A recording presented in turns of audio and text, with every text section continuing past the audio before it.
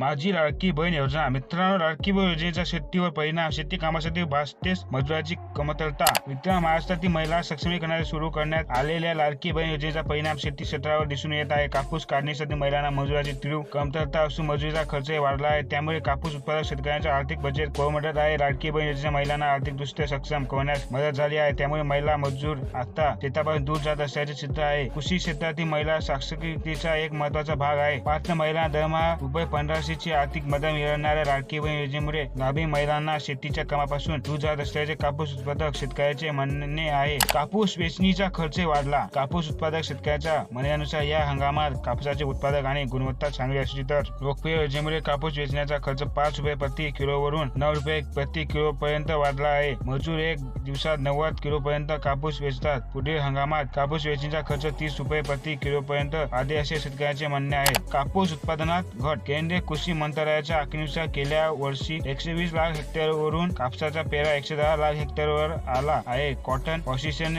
आणि of India CAI च्या आकडेनुसार महाराष्ट्रातील कापसाचा पेरा 2022 ते 23 हंगामातील 42 लाख हेक्टरवरून चालू खरीप हंगामात 40 लाख हेक्टरवर घसरला आहे. 2021 मध्ये महाराष्ट्रात 100 लाख गती कापसाचे उत्पादन झाले तर 2022 मध्ये उत्पादक 42 लाख गाठीवर 82 लाख गाठीवर आले. 2023 मध्ये उत्पादक पुढे वाढून 83 लाख गाठी झाले. CAI च्या आदेशानुसार 2024 मध्ये उत्पादनात आणखी घट होऊन 80 लाख गाठी होतील. योजनेला दोष देणे योग्य नाहीये. मित्रांनो, या स्थितीवर बोलताना क्षेत्रशील मुद्दा स्कूल ऑफ इकॉनॉमिक्सचे संचालक आणि प्रसिद्ध अर्थतज्ञ NR म्हणाले की यामुळे कामगारांची आर्थिक अपेक्षा वाढू शकते. कापणीच्या खर्चात काही प्रमाणात वाढ होऊ शकते. मात्र यामध्ये योजनेला दोष दिला जाऊ नये. त्यामुळे एकूण कापूस उत्पादनात महाराष्ट्राच्या वाट्यात चढ उतार पाहायला मिळाली आहे. 2021 मध्ये भारताच्या एकूण कापूस उत्पादनात महाराष्ट्र वाटा सुमारे 28.7% होता. 2022 मध्ये हा वाटा 26.4% आणि 2023 मध्ये आणखी घसरून सुमारे 24.7% होईल असा अंदाज वर्तवण्यात आला आहे. मित्रांनो, अशा नवीन माहितीसाठी आपल्या व्हिडिओला लाईक आणि चॅनल सबस्क्राईब नक्की करा.